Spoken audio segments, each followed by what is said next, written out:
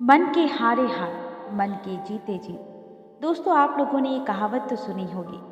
तो आइए सुनाती हूँ इसी कहावत से जुड़ी एक कहानी। एक गांव में मोहन नाम का एक किसान रहता था। मोहन के घर एक लड़की पैदा हुई। उसने बेटी का नाम भावना रखा। किसान को लड़के की उम्मीद थी, लेकिन जब उसे पता चला कि लड़की पैदा हुई है तो वह खुश नहीं हुआ, क्योंकि उसके माता पिता चाहते थे कि उनकी बहू लड़के को जन्म दे, ताकि उन्हें कोई ऐसा मिल जाए जो उनके वंश को आगे बढ़ा सके। लेकिन दूसरी तरफ उनकी पत्नी को लड़की और लड़के में कोई फर्क नहीं दिखता था।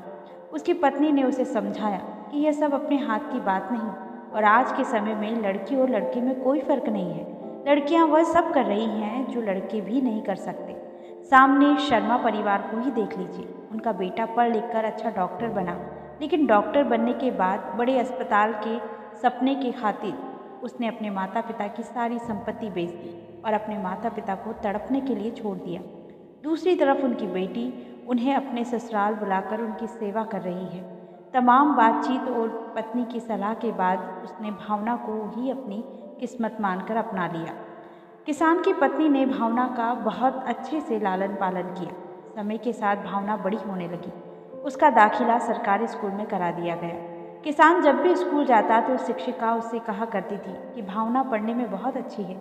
अगर इसकी पढ़ाई ऐसे ही जारी रही तो भविष्य में यह तुम्हारा और गांव का नाम रोशन करेगी। इसी तरह समय अपनी गति से आगे बढ़ता रहा। भावना स्कूल से वापस आने के बाद अपने पिता के काम में हाथ बटाती थी। वह अपने पिता और अन्य किसानों को खेत में काम करते देखती थी। भावना अपने पिता और अन्य किसानों को धूप, पानी, बारिश और अन्य कारणों से होने वाली समस्याओं को समझने लगी थी। इसलिए वह पढ़ लिख कर उन सबकी मदद करना चाहती थी। एक दिन उसी गांव में एक समारोह में शामिल होने के लिए कलेक्टर साहब को आना होता है।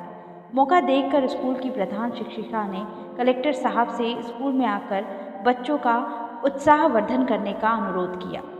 प्रधान शिक्षिका के अनुरोध पर कलेक्टर स्कूल में आए। कलेक्टर साहब ने स्कूल और बच्चों के बारे में जानकारी ली। तब कलेक्टर साहब को पता चला कि भावना हमेशा स्कूल में अव्वल आती है और अन्य सभी गतिविधियों में बहुत अच्छी है।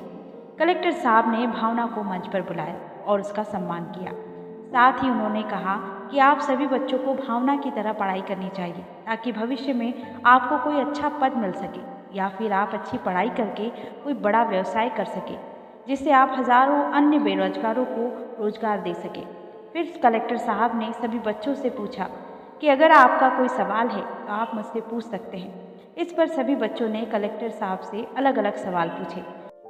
भावना कलेक्टर साहब की बातों और उनकी ऊर्जा से काफ़ी प्रभावित हुई और उसने मन ही मन ठान लिया कि वह कलेक्टर बनेगी। पर जीवन का नियम है, हम जो सोचते हैं वैसा नहीं होता। शायद समय को कुछ और ही मंजूर था।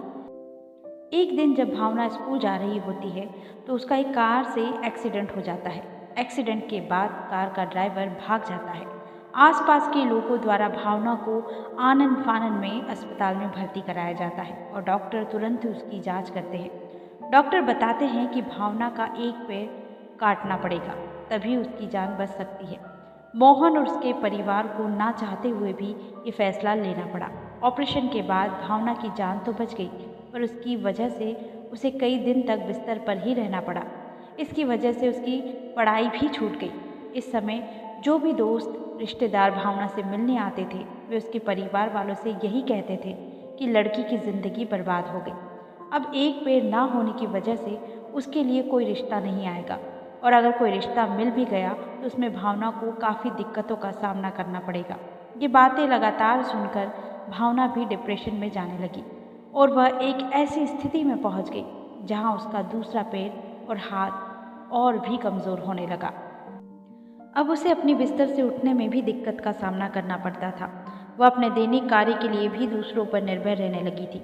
डॉक्टर ने मोहन और भावना को पहले ही बता दिया था कि अगर उसने समय पर रहते एक्सरसाइज नहीं की तो उसे दूसरी भी तकलीफ हो सकती है, क्योंकि एक्सीडेंट की वजह से उसका शरीर बहुत कमज़ोर हो गया था।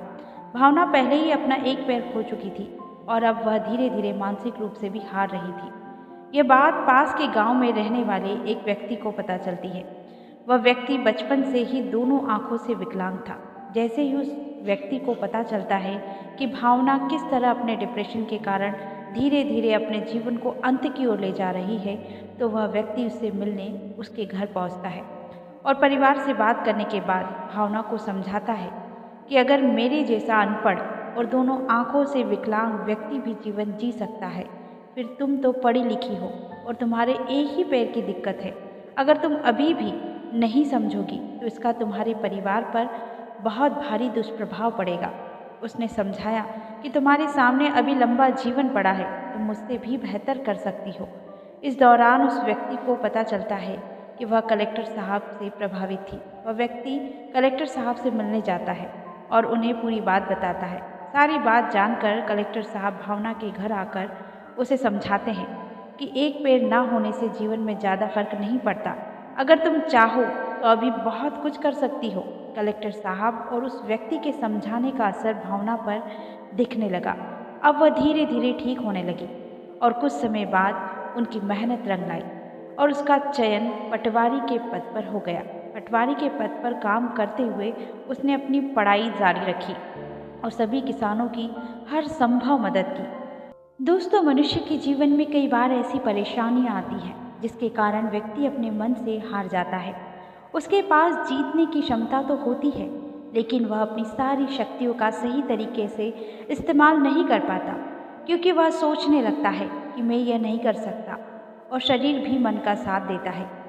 वैज्ञानिकों ने भी इस बात को साबित कर दिया है कि यदि व्यक्ति अपने मन से हार जाता है तो उसकी हार निश्चित है, फिर चाहे उसने कितनी भी मेहनत क्यों ना कर ली हो। इस पर एक दोहा भी कहा गया है कि मन के हारे हार है, मन के जीते जीत। कहे कबीर हरि पाइये, मन ही की परिपीत। दोस्तों, कहानी अच्छी लगी हो तो वीडियो को लाइक, शेयर और चैनल को सब्सक्राइब कर लीजिएगा। मिलती हूँ नेक्स्ट वीडियो में, तब तक अपना ख्याल रखिए, हंसते रहिए, हंसाते रहिए। नमस्कार।